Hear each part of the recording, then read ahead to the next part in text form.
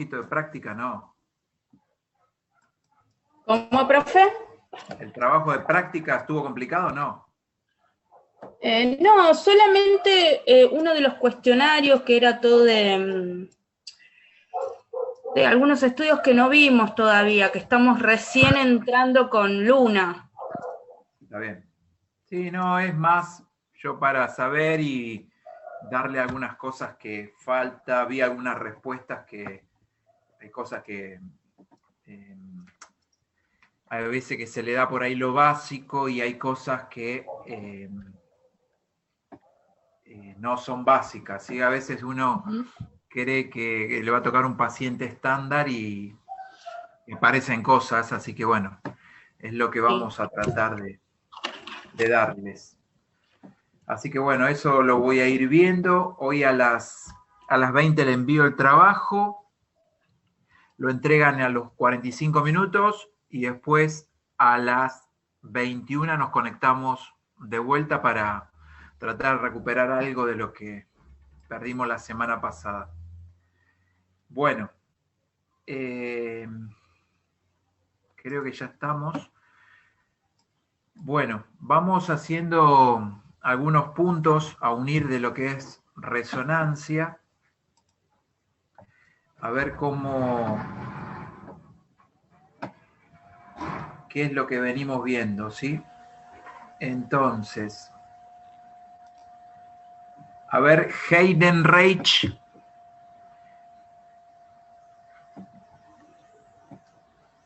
¿Está ahí? Sí, profe. Bien.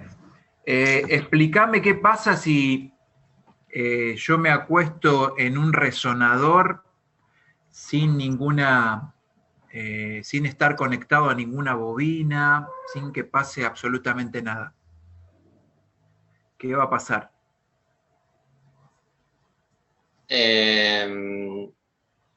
Necesitamos de la bobina para que podamos que pueda haber un campo magnético, profe.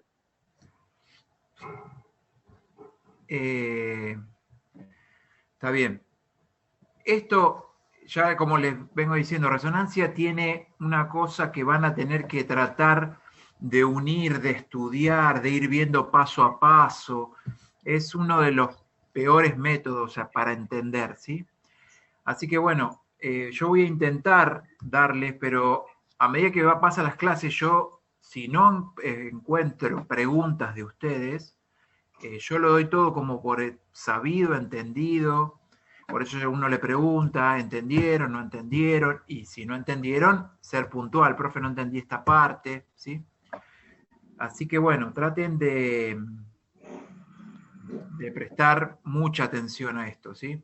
Yo si me acuesto en un resonador, los átomos, ¿sí? En este caso los núcleos de hidrógeno, están totalmente en la nada misma, están con movimientos aleatorios, cada uno mirando a donde se le canta, ¿sí? No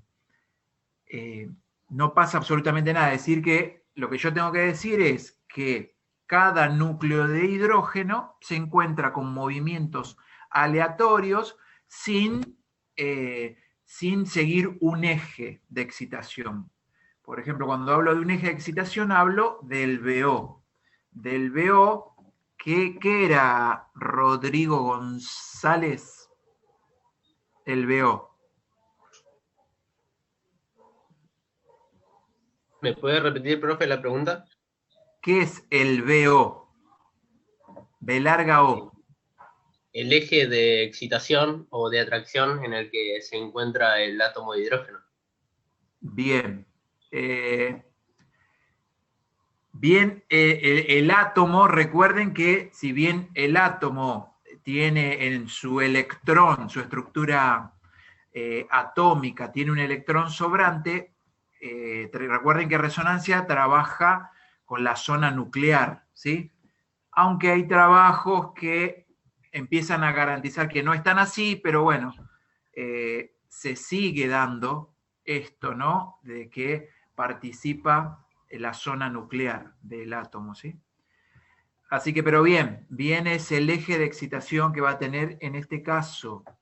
Si yo alineo los átomos, perdón, los núcleos de hidrógeno, los alineo en un imán abierto, ¿sí? Recuerden que va teniendo su giro, ¿está bien? Si bien hablábamos de ese giro que lo llamábamos spin, ¿sí? Va a tener ese átomo, va a tener su momento magnético, ¿sí? Ese átomo, ese núcleo particularmente, vamos a necesitar que ese núcleo, recuerden, cuando yo me acostaba, me conectaba una bobina, vamos a hacer un ejemplo, me conectaron una bobina, en esa bobina, cuando ubico mi rodilla dentro de la bobina, empiezo a escuchar ruidos, ¿está bien? El primer ruido, los primeros ruidos que voy a escuchar, son nada más ni nada menos que gradientes que empiezan a participar del fenómeno de resonancia, ¿sí? Habíamos hablado que los planos X, Y y Z no es nada más ni nada menos que los cortes axiales, sagitales y coronales, ¿sí? Que ese genio físico-científico que el amigo Fourier en su Matrix, él pudo darle valor a cada una de las excitaciones en los distintos ejes. Él lo pudo, por su algoritmo matemático, le pudo dar vida a eso, ¿sí? Es decir, para que tengan presente, yo estoy acostado, mi rodilla está ubicada dentro de la bobina, en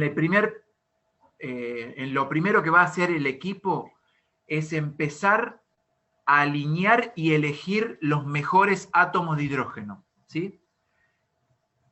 Siempre al comienzo por ahí les digo átomo para que lo tengan por la estructura del agua, ¿sí? Pero vayan entendiendo que es la zona del núcleo, la zona nuclear es la que participa del fenómeno.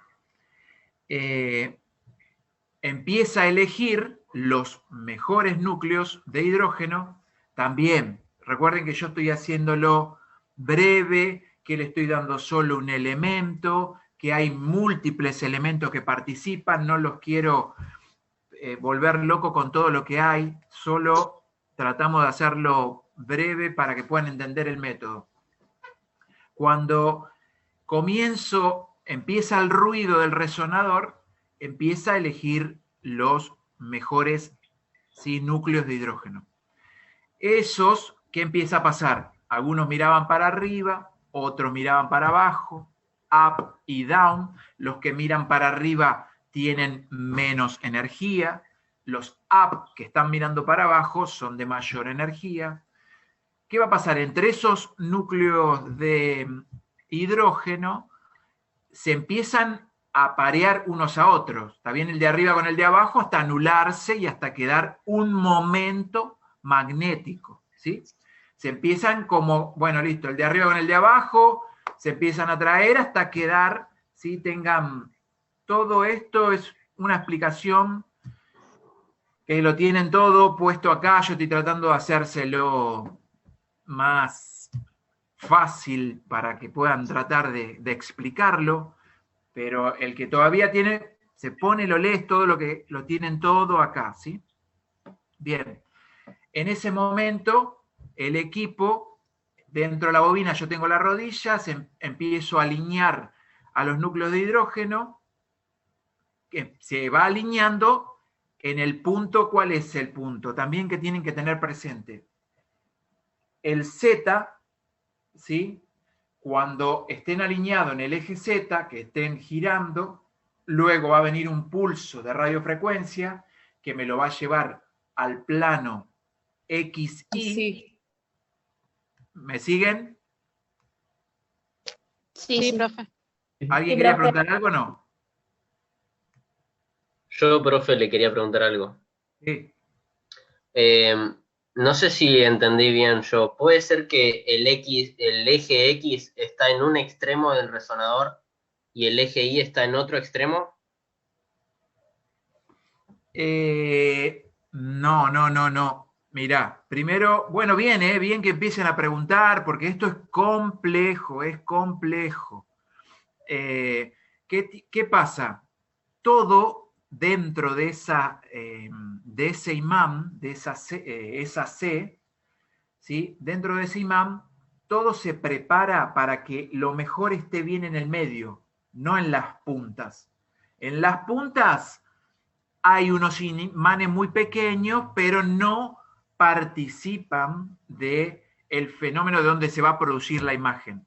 Todo lo mejor que va a pasar en el isocentro. El isocentro es el punto bien medial adentro del imán.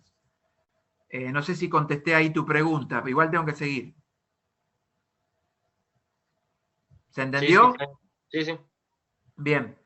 Así que bueno, por eso la bobina la ponemos bien, ahí tenemos unos láser en el resonador que tenemos que ubicarlo bien en el medio para que empiece este fenómeno. Si yo ubico la rodilla en un extremo, no sale nada. Lo ubico en otro extremo, nada. Tengo que ponerlo bien, por eso hay unos láser, hay unos puntos que vos tenés que tocar y poner eso exactamente en el centro, una crucecita para que quede bien en la mitad de ese imán, el isocentro. Bien. Cuando empiezan los primeros ruidos, el equipo empieza a elegir y alinear esos mejores núcleos de hidrógeno. Eso se llama shimim. S-H-I-M-M-I-N-G.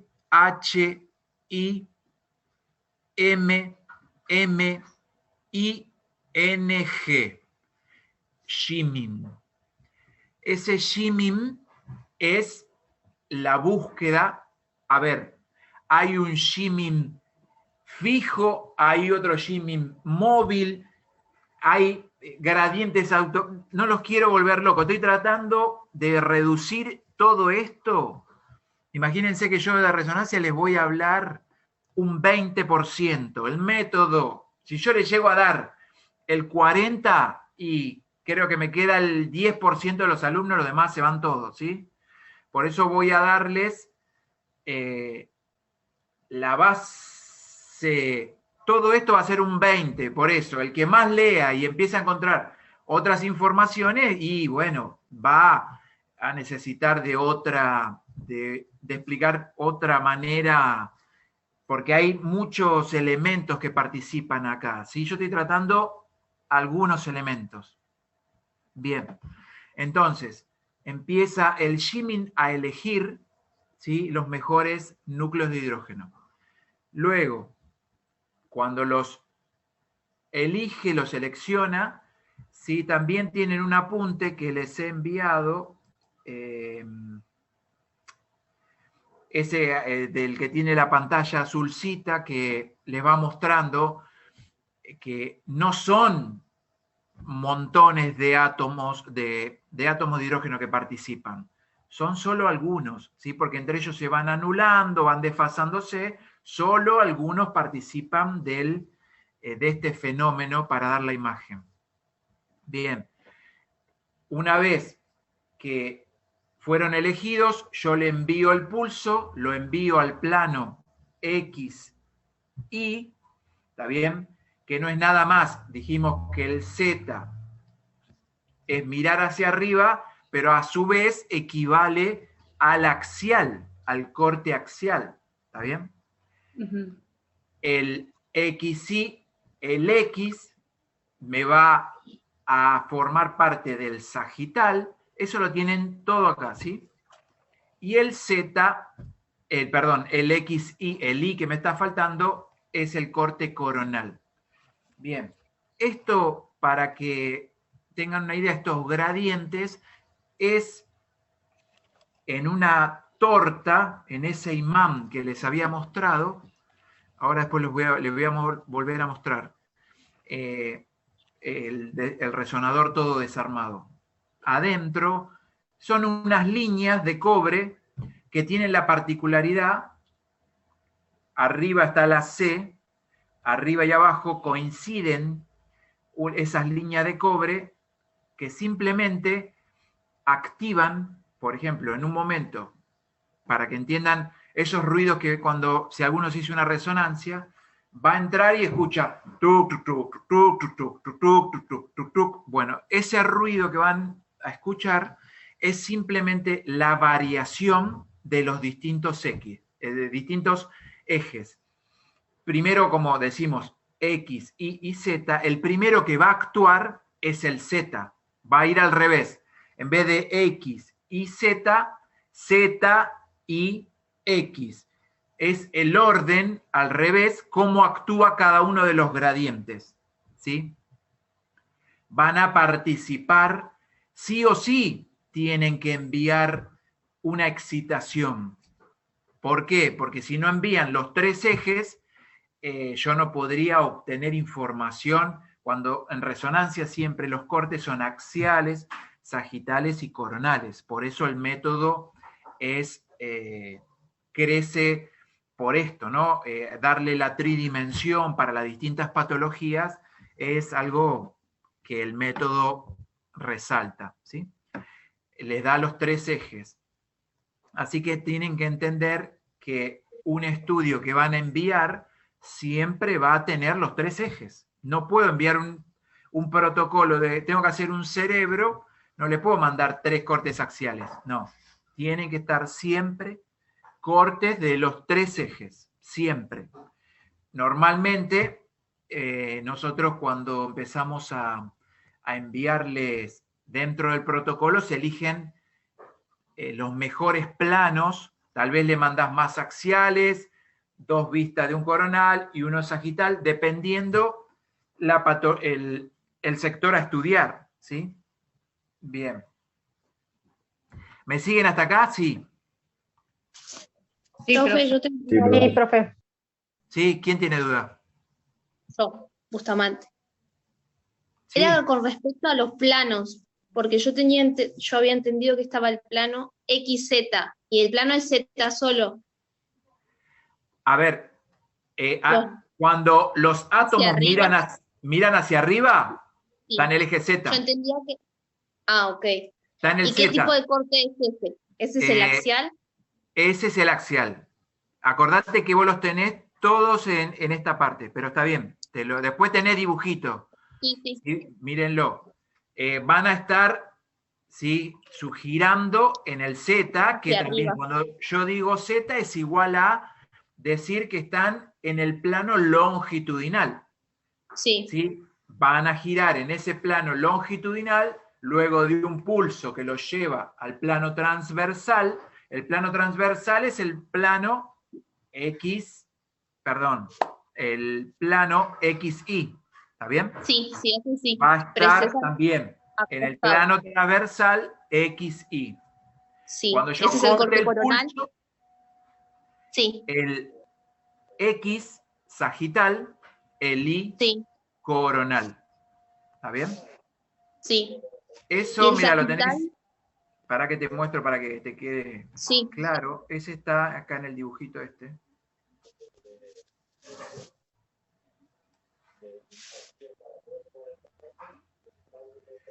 Todo este apunte que ustedes tienen Sí. es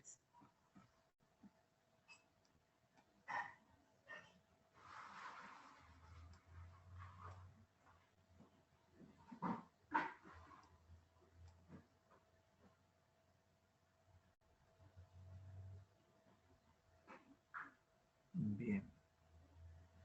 Bueno. Bueno, eso quédense tranquilos que está todo acá. Cuando pónganse a mirar detenidamente, se van a encontrar con cómo están representados los ejes, ¿está bien? Cuando lo buscan no lo vas a encontrar, pero bueno. Sí, sí. Así que Z Pasa que... lo volteo con un pulso sobre el Sí. XY, que va a seguir girando, va a tener ese movimiento del spin, ¿está bien? Sigue girando, corto el pulso, vuelve a su estado longitudinal y hay un sobrante de energía que es tomado por otra antena, ¿está bien? Por la antena. Sí, sí. Bien. recuerden, para que se produzca el fenómeno, si ese núcleo estaba precesando a 42.5, sí o sí tenía que recibir un pulso exactamente igual. Si no, no se va a producir el fenómeno. ¿Está bien? Un pulso también. Sí. Esa antena de ese sobrante de energía, ¿no? Esa antena que toma, es la que construye, digamos, y lleva, digamos, no sé si está mal dicho, esa información a la Matrix. Es esa antena que tomó la información, ¿está bien? Lleva ese pulso, digamos. Exacto, ese pulso que recibe ese sobrante de energía, sí. Ese sobrante, recordá que es una señal analógica, ¿está bien? Sí. Luego, cuando llega a esa antena después tiene un fotomultiplicador para enviar a la Matrix, le llega sí o sí una transformación de una señal digital. Ah, está bien. Primero es analógica, la recibe la antena, detrás un fotomultiplicador que la transforma en, no solo la aumenta, sino que la transforma en digital. Está bien. Luego la obtiene la Matrix, que en este caso, si habrán mirado, por eso resonancia es algo muy complejo, es algo que si yo lo explico detenidamente, también es aburrido, es denso. Si yo me quedara, hay gente que da resonancia y no llegás a ver una imagen, después de 4 o 5 meses te están hablando de física, es muy denso. Yo trato de hacerlo no tan denso porque es complejo de entender. Bien, así que entonces, hablando de esa Matrix, acá está lo que les hablaba de los ejes, ¿sí? Como el I con el Z están en ese mismo eje. Bueno, acá también, ¿qué pasa? Miren lo complejo que es. Cuando uno cuando da resonancia normalmente, lo da con un imán de forma de C, ¿está bien? Si le diéramos la física con un imán que es el tubo, que es el superconductivo, el imán, el superconductivo, el eje Z no está mirando hacia arriba, está mirando de esta manera, pero ustedes aprendan ese eje del BO, simplemente ténganlo presente, que va a estar mirando, ¿sí?, hacia arriba, el plano longitudinal, ¿sí? En cambio, en un cerrado está de esta manera, que sería más complejo volverlos locos porque cambia el eje, porque las antenas están puestas de otro lado. Vamos a simplemente darles un imán en forma de C, que el BO está hacia arriba, no está acá como este que le está mostrando acá, se lo está dando de un imán cerrado, ¿sí? Un imán cerrado, ¿qué particularidad tenía el imán cerrado? El imán cerrado tenía la forma bien selenoide, si es una malla, todo eso lo tienen en los apuntes. Bueno, cágate, nena. Estoy en clase yo. Así que... ¿Cómo vas a ver? Bueno, no, tenés que agarrar el celular ese. Muteamos ahí a la que está retando a la nena. Profe. Sí. Una pregunta. Cuando usted dijo del resonador, que cuando vos entras a la sala que está el tucu, tucu, tucu, tucu, ese. ¿Son los gradientes? ¿Qué están haciendo en ese momento? O sea, están... Los tres están trabajando constantemente. Los tres están enviando variaciones de campo, cada uno de ellos, para mandarle información a la Matrix. O sea, la Matrix, si existiera un solo eje, tendría una sola información. En cambio, primero envía esto, es más o menos así. Truc, truc, truc, truc, truc, truc, truc, truc, truc, truc, truc, truc, truc. De los 3 planos va a ir girando, ¿sí? Excitando cada uno de estos ejes, envían pulsos y cortan. Pulso, corto. Eso le iba a decir. Son los cortes, digamos, lo que se escucha, digamos. Claro. Exactamente, son las variaciones de campo. Es Pero una variación de campo. así no esté el paciente, digamos, que está ese ruido. ¿Sigue No, trabajando lo mismo? Tiene que estar el paciente. Los ruidos los vas a escuchar con el paciente. No vas a escuchar ruido sin paciente. Cuando vos estás escuchando el ruido, es porque está conectada la bobina, es porque el técnico está del otro lado, armó el protocolo, puso, bueno, listo, quiero un Sagital T1, quiero un Sagital T2, armó todo el protocolo, la máquina empieza a trabajar. Truc, truc, truc, truc, truc, truc, truc, truc, truc. No va a haber ruido si no le doy play, ¿sí? Profe, Sí, profe. Sí. disculpe que lo moleste, porque justo recién estaba en medio de la clase y se cortó. Recién me pude volver a conectar. No le moleste si después cuando iniciemos el otro horario que a mí no me corresponde, igual la materia de prácticas, le hago una consulta, porque yo me quedé cuando estaba explicando Jimmy. El shimming, ¿está bien? Sí. El shimming es a la bobina, le estoy diciendo, le voy a dar un play, para que empiece a elegir y buscar los mejores núcleos de hidrógeno para que participen en lo que yo quiero estudiar. ¿Está bien? Es la elección de los mejores núcleos de hidrógeno. ¿Sí? Empieza un ruido, hace un sutil, como un zumbido mosquito más fuerte que los empieza a buscar.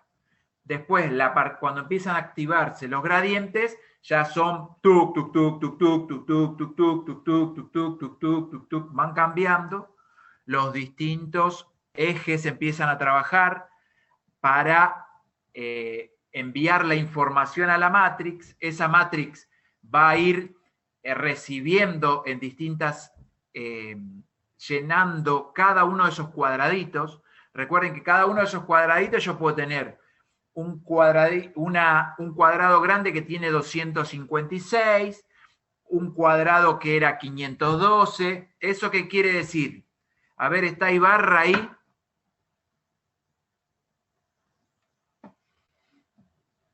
Ibarra. Perdón, profe, no había activado el micrófono. ¿Cómo está? Está bien.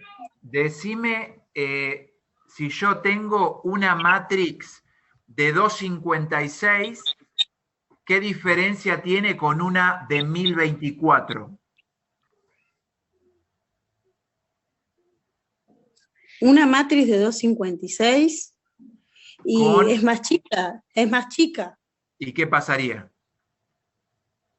Y con la más chica dijimos que depende, no habría tanta mejor calidad de...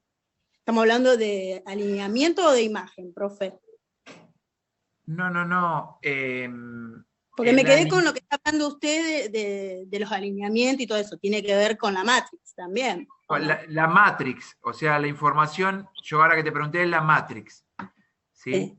La matrix con 256 voy a tener menos definición, menos resolución espacial, menos, o sea, esta es la respuesta que vos me tenés que dar, o mañana terminas la carrera, vas a un lugar X, ¿sí? Te van a hacer una pregunta, te va a decir, bueno, ¿qué particularidad tiene?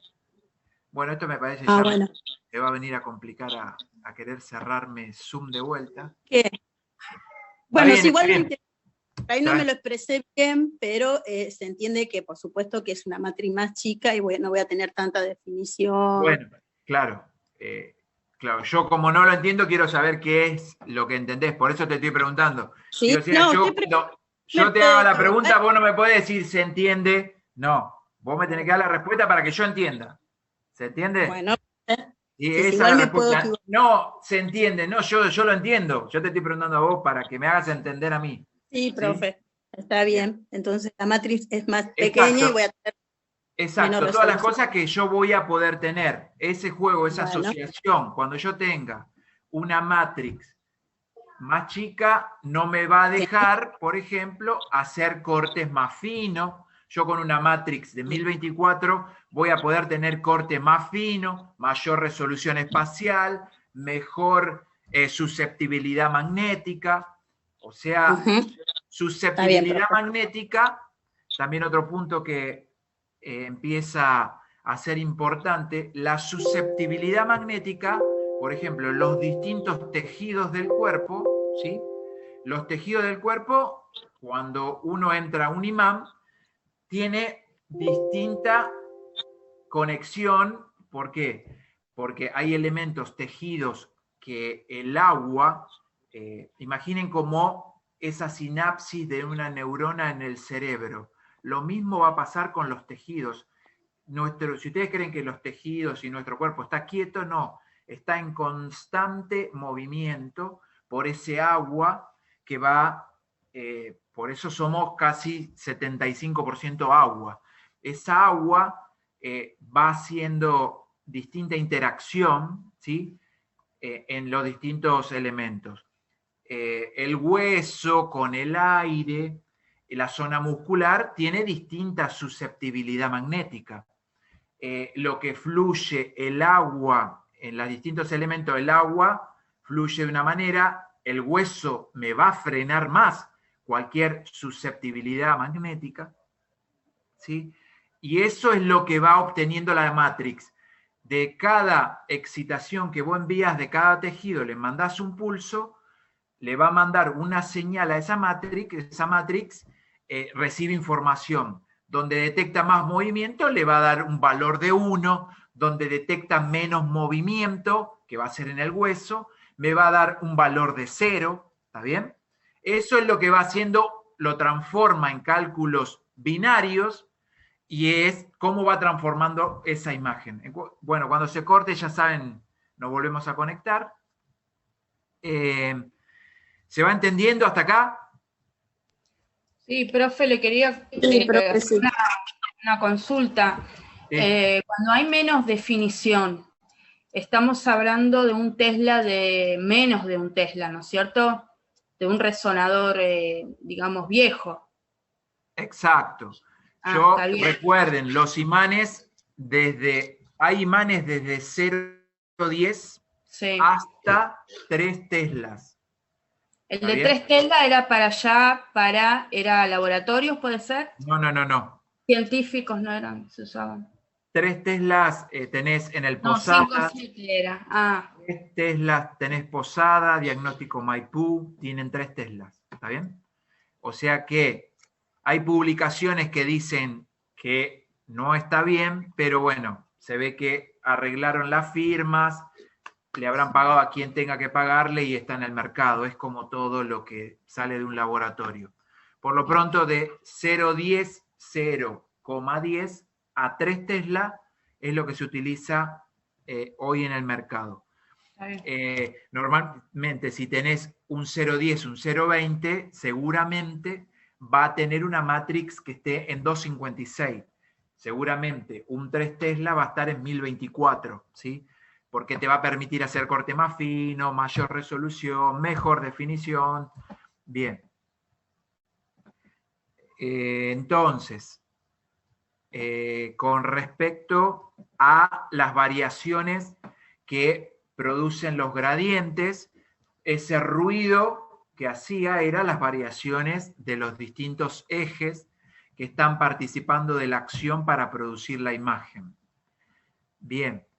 Cuando yo enviaba un pulso, llevaba a ese núcleo de hidrógeno al plano XY, luego cortaba el pulso que volvía a su estado longitudinal, obtenía la información, la enviaba a la matrix. A diferencia de lo que es resonancia, voy a tratar de hacérselo simple, lo que sería la matrix. La matrix, cada uno de esos cuadraditos, lo podríamos llamar el espacio K, ¿está bien? El espacio K es cómo se va llenando cada uno de esos cuadraditos dependiendo de dónde venga la información. En un momento, cuando yo le esté mandando información para obtener el X, va a prevalecer mayor un plano. En este caso, el X va a prevalecer su corte sagital. Si yo voy a estar excitando mayormente, va a estar la información del X, ¿sí? Esa información va a prevalecer, en este caso el sagital. Cuando sea el coronal va a prevalecer el Z, y cuando sean axiales, perdón, el Z axial, ¿está bien? El Z, X y abajo. Cuando prevalezca uno de los ejes, va a recibir la información. Para que entiendan, el X sería el sagital, pero a su vez es el que te da en un cubo la información de la profundidad. ¿Sí? Digan que yo no tengo el dibujito de un cubo, pero bueno, ya después eso también lo tienen, todo esto lo tienen, ¿eh? Todo lo que estoy hablando te da la profundidad, ¿sí? Vos haces el cubo y yo, si mirara este cubo desde frente, solo puedo ver una cara, pero quiero ver la profundidad. Esa profundidad me la va a estar dando el X, para poder ver el corte sagital al cubo desde dentro, ¿sí? ¿Eso es lo mismo que el voxel, profe? El voxel, exactamente. Es el voxel, es el que me permite el espesor, ¿sí? Bien, perfecto. Bueno, entonces acá tienen, ¿sí? Cómo puedo alinear el eje del BO. Cuando digo que entre estos se van a anular, si yo tengo dos mirando arriba, dos mirando abajo, estos se anulan y este momento magnético van a estar mirando, recuerden, los spin up, ¿sí? Son de baja energía, mientras o baja energía o paralelo, y estos son antiparalelos. Si tengo esto, es como que tacho, esto lo tienen acá te está mostrando el vector de magnetización. Cuando yo tengo esto, se anulan y prevalece los spin up, ¿sí? Para ese momento de magnetización, ¿sí? Vector de magnetización neto.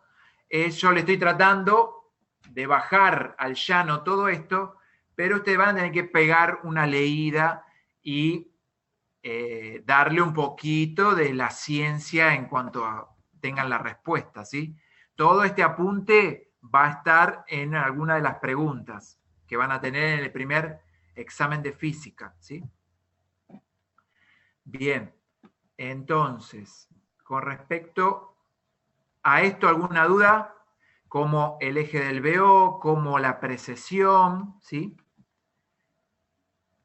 ¿Qué era la ecuación del Larmor? La constante giromagnética, ¿sí? Por la intensidad de campo, ¿sí? ¿Esto se acuerdan? Sí. Sí, profe. Sí, profe. Bien. Sí, Acá profe. te da la constante giromagnética, ¿sí? En un átomo de hidrógeno, en un...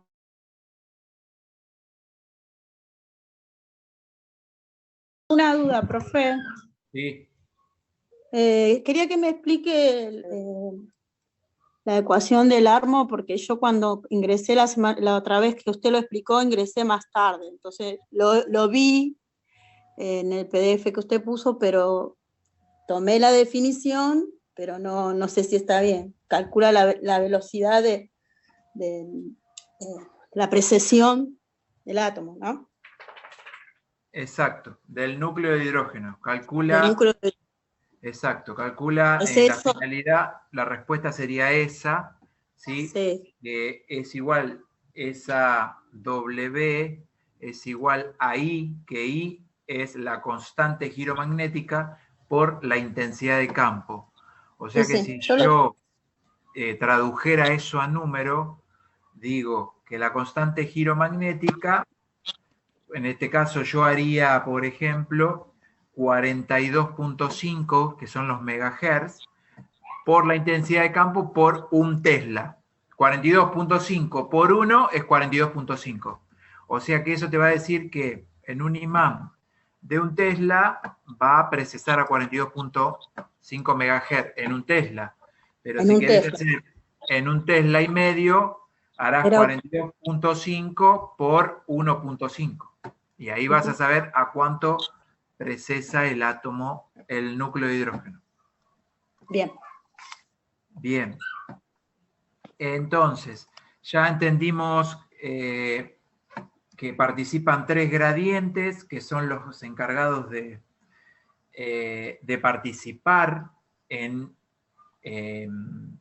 junto con el pulso de radiofrecuencia, ¿sí? O sea que yo envío un pulso de radiofrecuencia, tiene la participación siempre detrás de ese pulso de radiofrecuencia, van a participar los 3 gradientes, que son, simplemente lo voy a dejar ahí, no les voy a seguir, a ver, ¿están ahí todavía? Sí. Sí, profe. Bien. Sí. O sea, que no solo participan estos gradientes, o sea, no fabricaron un resonador solo para que varíen para dar los 3 ejes, no. También a su vez participan de la selección de corte, selección de frecuencia, de fase. Ya vamos a ir de a poco, simplemente hoy tengan eso por gradiente, que forman parte de los 3 ejes, pero también tienen otras funciones esos gradientes, ¿sí? Bien. Entonces, ya interpretan gradientes, ya entienden que es un shimim, ¿sí? Frecuencia del Larmor, tienen particularidad de cada uno de los imanes, un imán cerrado, un imán abierto. El imán cerrado que normalmente va a estar en el rango de, hay algunos cerrados de 1 Tesla a 3 Teslas, pero el clásico en el mercado es 1.5 Tesla, que tiene la particularidad de refrigerarse con helio, que es tal el calentamiento que tienen esos electros imanes que son de forma sinusoidal, ¿sí? Es tal el calentamiento que no alcanza con el agua para refrigerarlo como el agua me alcanzaba para un resistivo o un imán permanente, ¿sí? El más barato en el mercado va a ser un resistivo, el más caro es un superconductivo. El resistivo tiene la particularidad de ser más barato, pero gasta mayor electricidad. El permanente es un poquito más caro, pero gasta menos electricidad. Tengan presente simplemente esto de los equipos. Después vamos a ver algo que tiene que ver con la bioseguridad. Dentro de lo que es resonancia en bioseguridad tenemos que saber que hay elementos que pueden entrar, otros elementos no pueden entrar. Tenemos que va a aparecer en resonancia dentro del idioma lo más importante, diamagnético, como el día, ¿sí? Diamagnético, paramagnético, ferromagnético. Cuando yo diga elementos diamagnéticos, eso también lo tienen unos apuntes, que de todos esos apuntes que envíen, uno de ellos marca todo eso, que está todo por escrito en una foto. Dentro de elementos diamagnéticos, son elementos que pueden ingresar a un resonador. Por ejemplo, oro, plata, bronce. Todos estos elementos van a, por ejemplo, yo ingreso a un resonador con un anillo de oro, no va a pasar absolutamente nada. Si entro con un anillo de lata, voy a sentir que me chupa el dedo, ¿sí? Y también hay veces que me ha pasado cuando rotaba por Diagnóstico Maipú en un resonador que era un 1.5, el paciente había puesto que no daba la importancia que tenía una prótesis, y era una prótesis, las prótesis antiguas casi todas eran de metal ferromagnético. Hoy las prótesis de cadera, de hombro, son todas de titanio. O sea, el titanio también es un elemento diamagnético. O sea que el titanio puede ingresar al resonador. Y bueno, nos pasó que este paciente lo chupó automáticamente la parte superior del imán y nada, éramos 3 o 4 personas haciendo fuerza para tratar de sacarlo. ¿Por qué? Porque en un resonador 1,5 no se puede apagar. Si yo apagara el resonador de un 1,5 por una emergencia extrema, se produciría un quench. ¿Les hablé de un quench?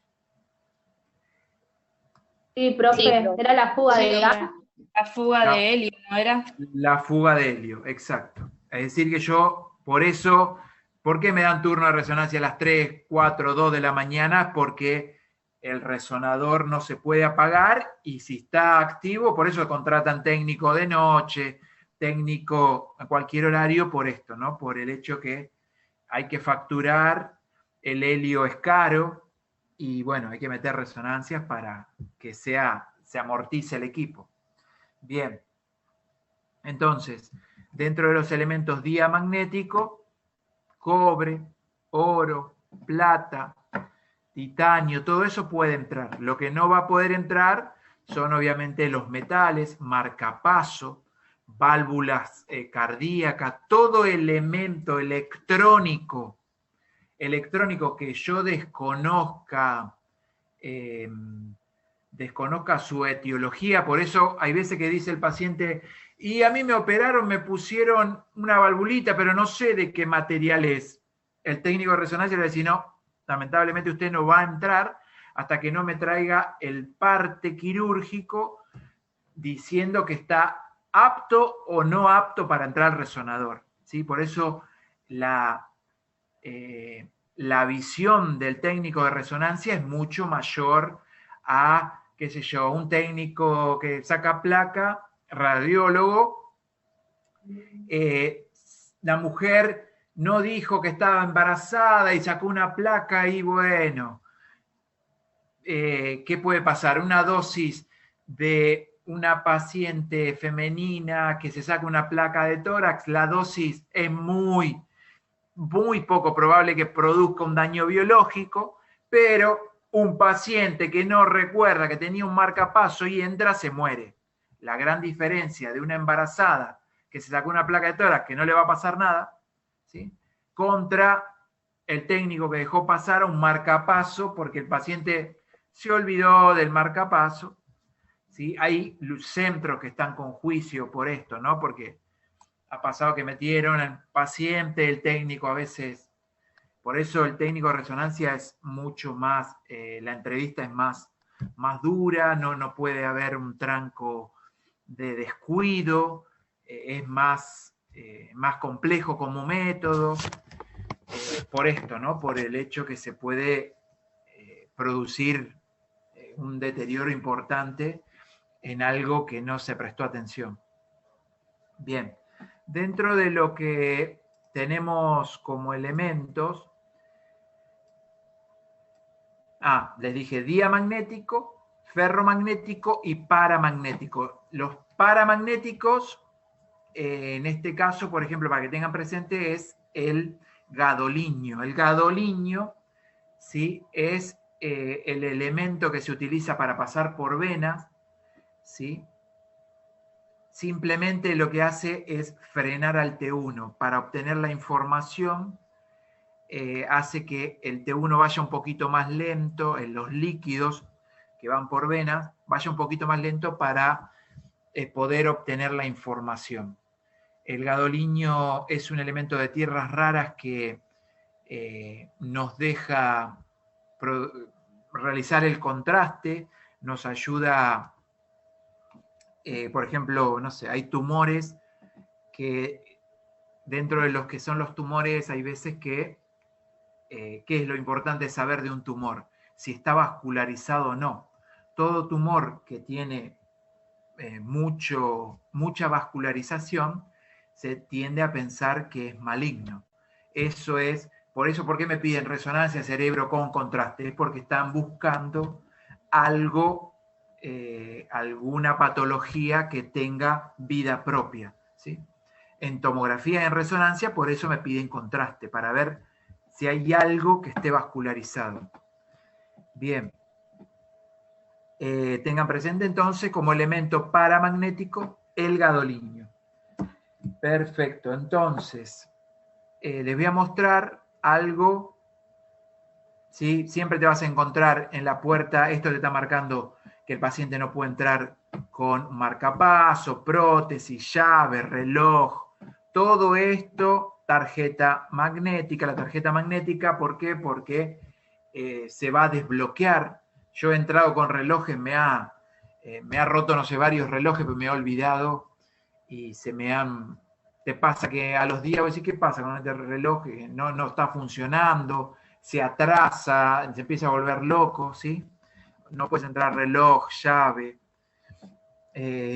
tijera. Cuando una vez me pasó que una enfermera, marcarle también cuando en un resonador, cuando va a iniciar, tenés que entrenar a la mucama, a la enfermera, a los médicos. Me pasó que, bueno, la enfermera no tenía ningún elemento. No tengo nada, no tengo nada. Bueno, entra y tenía una tijera que se había olvidado, salió eyectada la tijera, casi se la clava al paciente. Así que imagínense el susto que le agarró, porque te chupa, es una cosa, es un imán con mucha fuerza. Así que imagínense el desastre que puede hacer si, no sé, tiene una tijera que se olvidó, está acostado un paciente ahí, algo, el desastre puede llegar a clavar una arteria importante, sale sangre, no lo parás, una cirugía hasta que llames al cirujano. Un desastre puedes hacer si no estás atento, no preguntás. Por eso el técnico de resonancia, antes de ingresar al resonador, se le da una planilla que está completada por el paciente que tiene que firmarlo, en donde se le pregunta, ¿tiene marcapaso? Sí, no. ¿Tiene prótesis? Sí, no. Sí, no, ¿cuál? ¿Sí? Te dice, sí, tengo una prótesis, me hicieron un bypass de coronarias. Un bypass sabemos que se usa todo lo que tiene que ver con tejido animal, eso no pasa absolutamente nada. Pero bueno, eso mañana se hace en un curso o algo, pueden llegar a producir más conocimiento en el área.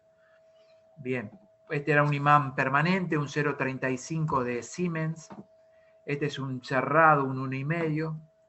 Bien, dentro de lo importante, miren lo que produce una tijera teniéndola. ¿Sí? Cómo te chupa una aspiradora, y esto, si es un cerrado, no vas a poder apagar el equipo. Todas estas cosas son negligencias que pasan.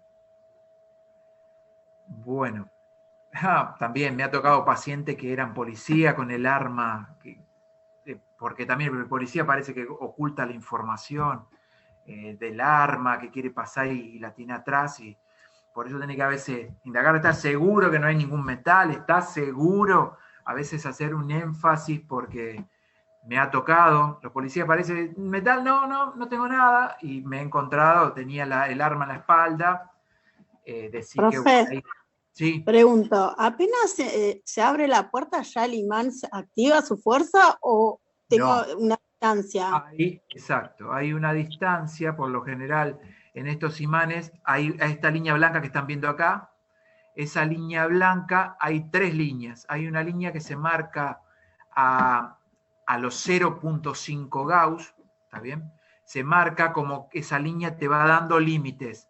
Ojo que acá esta línea final ya no puede entrar nada. Te marca otra línea previa que te dice, bueno, hasta acá, si tiene una hebillita, bueno. Pero acá ya esta línea es la más cercana a los 0.02, me parece que es. Ya te va a chupar hasta la hebilla este imán con esta fuerza, ¿sí? Por eso tiene unas líneas de aviso para, ojo, acá está seguro que no hay más nada, porque ya son marcaciones que hay. Bien, profe. Bien. Gracias. Entonces, obviamente que este muchacho con todo esto, si quiere hacer un cerebro, con todos estos aros, no va a salir un desastre, no se va a poder, ¿no?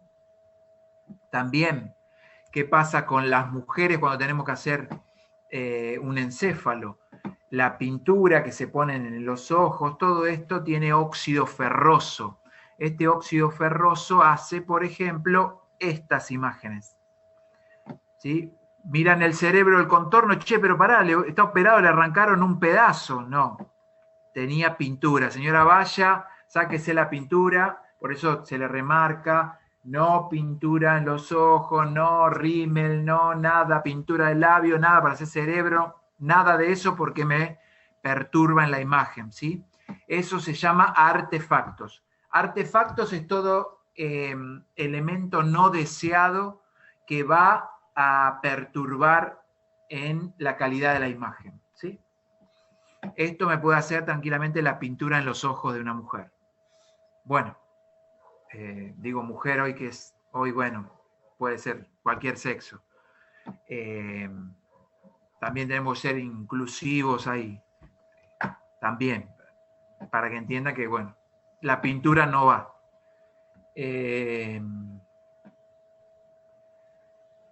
Bueno, dicho sea esto, les voy a mostrar también un poco para relajar de la física y ejercitar un poco esto que ya venimos viendo.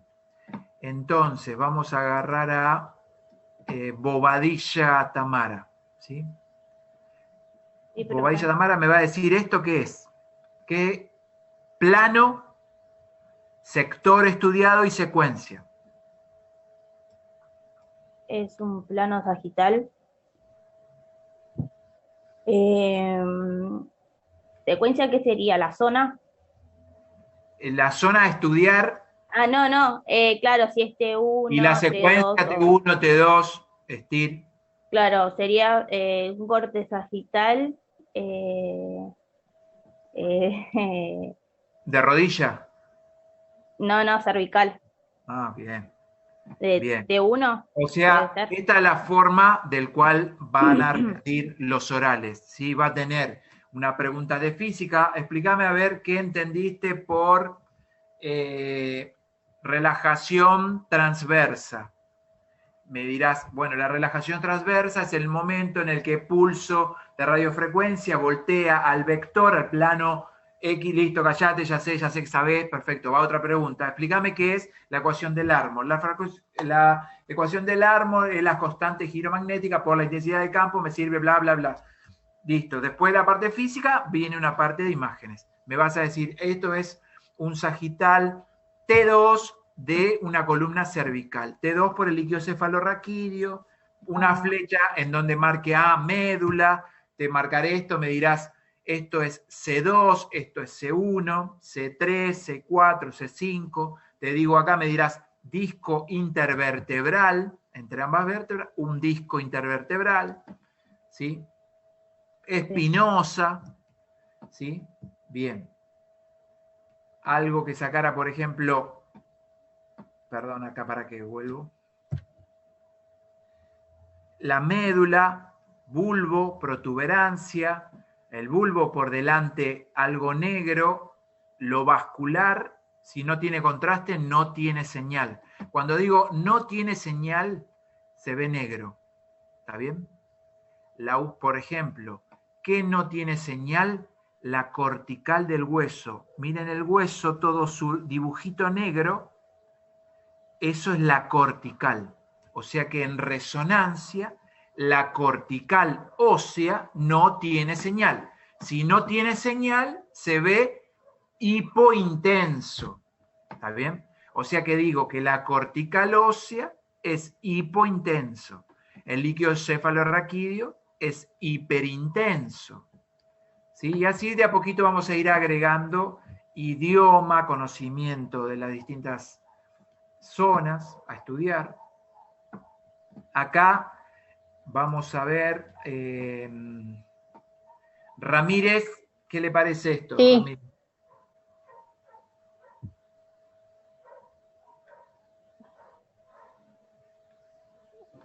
T1.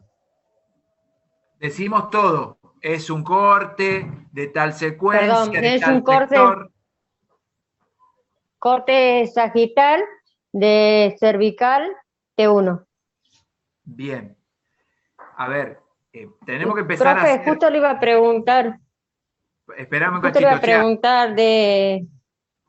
Ahí, para un cachito y ya te dejo.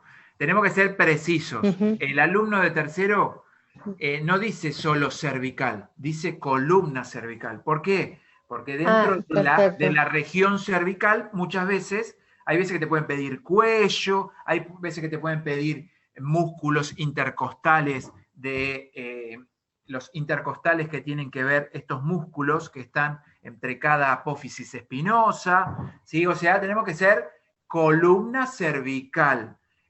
¿Por qué? Te vas a encontrar cuando te muestre un cuello, vas a ver que está la columna, pero es cuello, el cuello no tiene que cortar una estructura. Todo eso es lo que vamos a ver en este periodo. Cuando yo le diga, por ejemplo, a González Rodrigo, que lo agarramos siempre ahí, si tenés que estudiar, estás en tomografía y te dicen, hay que estudiar un cuello, ¿está bien? Vos estudiaste anatomía y me vas a decir, ¿de dónde a dónde va el cuello? Desde cervical 1 a cervical... Desde vértebra cervical 1 hasta vértebra cervical 7. Bueno, ven con todas estas preguntas, yo ya me voy dando cuenta cuál fue la profundidad de cada uno a estudiar lo que es la anatomía. Si yo mañana me siento en un tomógrafo, un resonador, la anatomía del cuello dice que va desde el techo del paladar duro hasta la base, ¿está bien? Cuello abarca todo lo que tiene que ver con la región posterior, ¿sí? De la rino-buco-laringofaringe.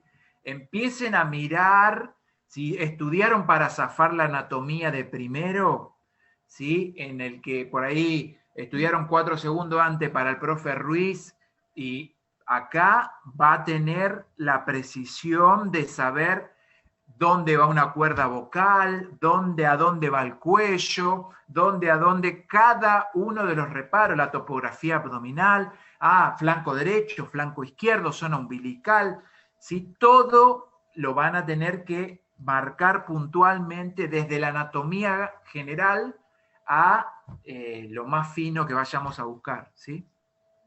Así que bueno, ¿por qué? Porque mañana tenemos que estudiar cuello y el foco va a tener un pedacito de esto, pero va a tener más estructuras de la parte anterior, va a mostrar otros planos, porque el paciente tal vez tenía una patología de cuerdas vocales o tenía ganglios, ¿sí?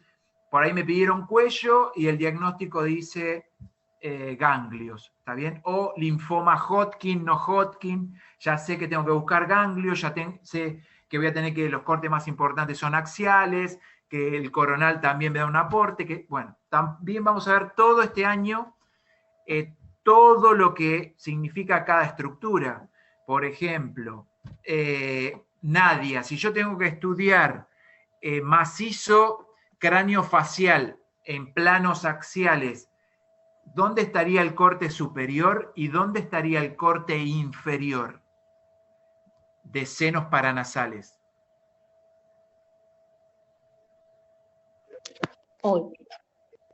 Deme un segundo para pensar. Cortes axiales, ¿dónde arranco y dónde termino? O sea, también imaginen la precisión que van a tener a la hora. Recuerden, todo esto que se les da es lo básico para poder pelear una entrevista mañana de técnicos recibidos, ¿sí? Vos vas a ir a una entrevista, te vas a querer Sí, yo me recibí, hice un curso de tomografía, resonancia, sumaste cursos y te presentaste y en todo zafaste más o menos, te viaste para zafar. En entrevistas hay cierto, por ejemplo, cuando estás haciendo una tomografía, hay que ubicar todo ese magma de corte, vos lo tenés que mover al cuadradito, lo movés y tenés que ubicar de dónde va arriba el corte superior, dónde termina el corte inferior, y si no ubicaste bien, no tenés idea dónde están los senos paranasales, no tenés idea a dónde arranca el cuello, dónde termina el cuello, de dónde arranca, no sé, una columna dorsal y dónde termina en su base, si tengo que estudiar una médula, dónde termina la médula. Bueno, todo eso lo voy a tener traducido en órdenes.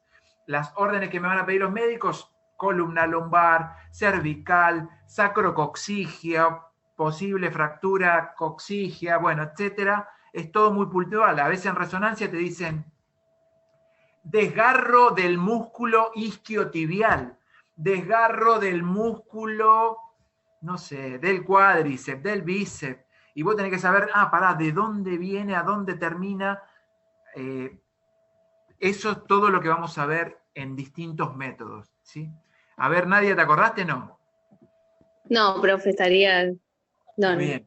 O sea, tengo que tener presente que los senos paranasales, desde el seno frontal, un cortecito en lo más superior, y va a terminar en el seno maxilar, que es el piso del paladar duro.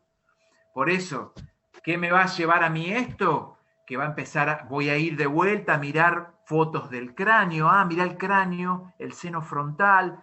Mirá dónde termina, voy a ser más preciso. Mirá dónde termina el seno maxilar. El seno maxilar va a terminar en el piso del paladar duro. Es decir, que cuando yo me vaya a sacar un canino, ¿está bien? Un diente, un canino. Hay veces que le sacan el canino al paciente, luego que le sacan ese diente, no lo tratan, ese agujero hace que sigue comiendo, puede llegar a producir una infección que va a llegar al seno maxilar. O sea, tengo que empezar, yo les voy a dar todo ese trabajo de empezar a unir, mirá, si a mí me sacan un canino, tranquilamente me puede producir una infección en el seno maxilar. Eso es lo que vamos a ver en todo el año. Empezar a tener más precisión a todo eso que estudiaron así grande para zafar. ¿Se entiende? ¿Alguna duda hasta acá? Sí. Profe, entonces, si no entendí mal, para los senos maxilares, un ejemplo, ¿no? ¿Sería desde el piso de la cavidad orbitaria empezaría el corte o desde el techo de la cavidad orbitaria? Todos los cortes axiales arrancan, dos cortecitos arriba, eso después también lo vamos a ver. Yo ahora estoy haciendo un paneo general, después voy a desmenuzar cada columna, voy a desmenuzar cada sector de la cabeza a estudiar, cómo voy a angular distintos ejes para estudiar un cerebro estándar, para estudiar un oído, para estudiar un macizo facial, para estudiar... Todo va a ser desmenuzado, ¿está bien? Listo, perfecto. Ahora es enfocar a la física. Así que bueno, ¿qué están viendo ahí como imagen ahora? La columna cervical. Bien. Entonces, queda claro, ¿no? Todo el terreno que trata esta materia, la complejidad de la materia, la lectura que va a tener que ser cotidiana. Bien, entonces, esto era un sagital T1 de columna cervical. Saco una flecha de acá, dirán, la primera que es el arco anterior del atlas, arco posterior, C2, C3, disco intervertebral de C2 con C3, saco una flecha acá, disco intervertebral de C3 con C4, médula, espinosa, prominente, bueno, todo dependiendo de la vértebra. Si sacara de acá, por ejemplo, 2, 3, 4, 5, 6, 7, lo que sería la prominente. ¿Está bien la prominente? Profe. Sí. Tanto para encéfalo como para columna, por ejemplo, en un T1 el líquido se va a ver negro. Negro. Y en T2 blanco. blanco, pero en FLAIR había dicho que también se veía negro. Bien, eso en el final de, no me acuerdo cuál es el que ustedes tienen en el final, este creo que lo tienen a este. Te pongo para que ejercites un corte de tomografía, el FLAIR con el T1 al lado. El FLAIR resalta la sustancia blanca, el T1 no. Esto lo tienen para trabajar. En Instagram hay fotos, T1, T2, FLAIR, miran las fotos de ahí también, hay por todos lados este trabajo de fotos, ¿sí? Esto cuesta mucho, se equivocan muy seguido, por eso hay que darle bastante mirar, ¿sí? Tiene que tener presente, por ejemplo, cuando veamos desmenuzado cada uno de los protocolos, el protocolo, por ejemplo, de encéfalo, eran 3 axiales, un sagital y un coronal, los 3 axiales T1, T2 y FLAIR, un sagital T1, un coronal T2.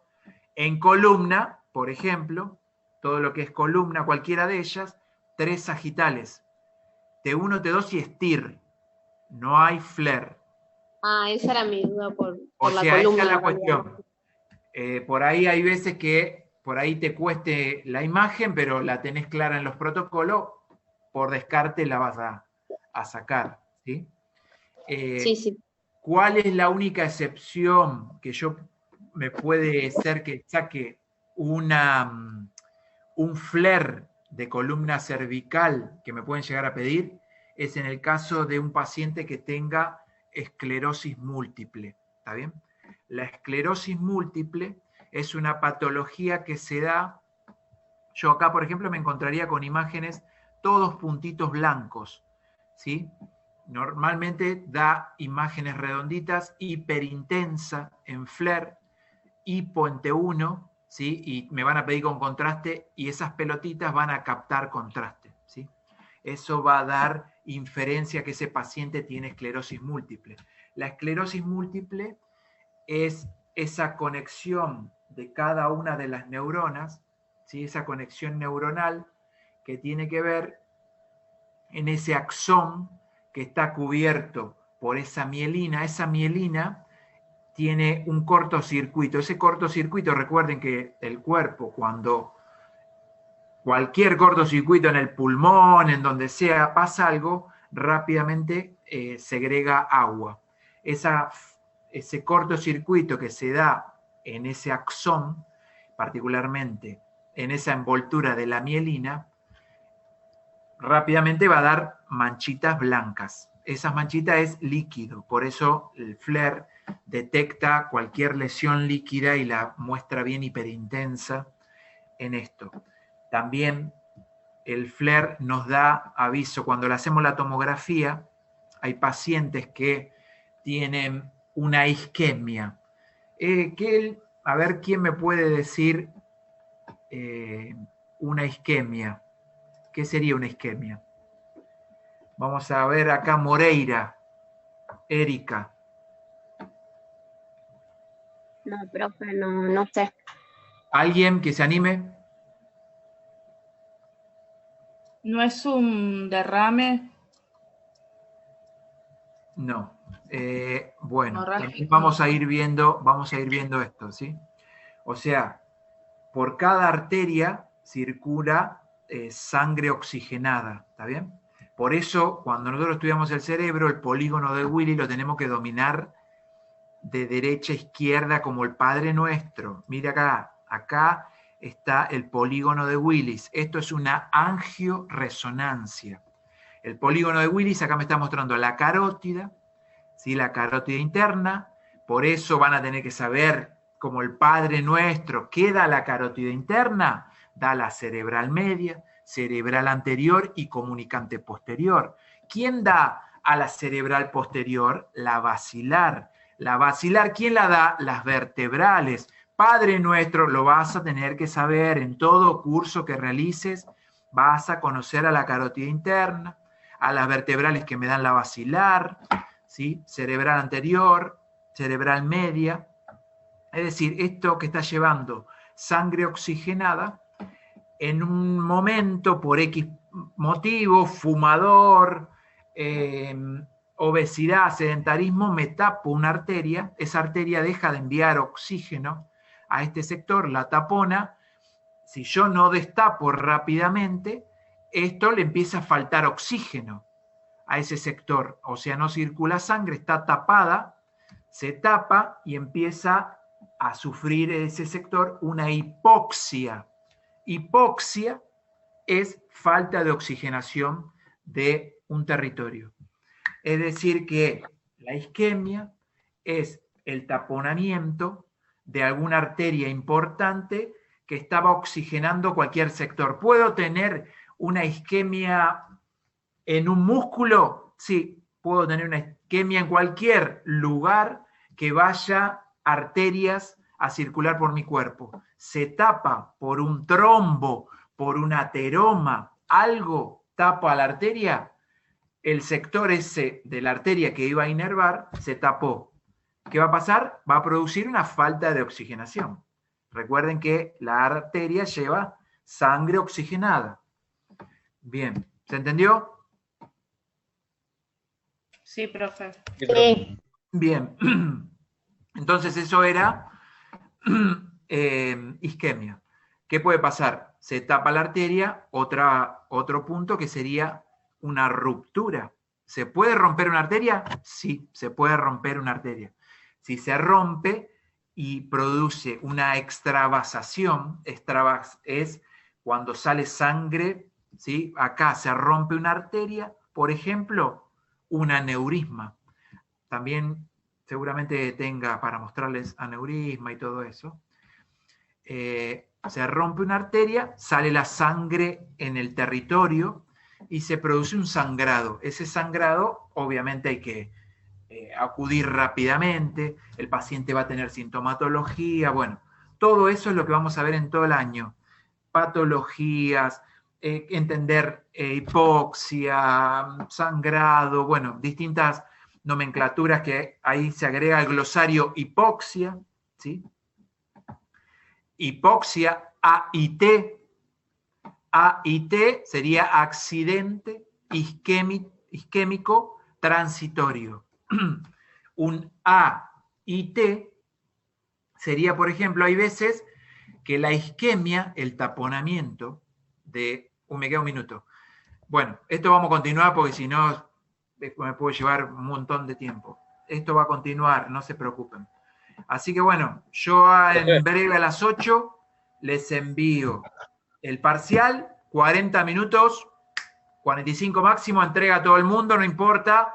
Si no lo entrega, va a ser negativo, ¿está bien? Profe, ¿lo Sí. manda por Classroom? Por Classroom. Va por Classroom. Gracias. Lo entregan y a las 9 nos conectamos nuevamente. Bueno. ¿Alguna duda? Profe. No, profe. No, profe. Nos estamos viendo. Por todo. Gracias, profe. Buen fin de. Gracias, profe. Gracias. Chao. No, buen fin de no, si ahora seguimos. No se No, despiden. profe. No, no.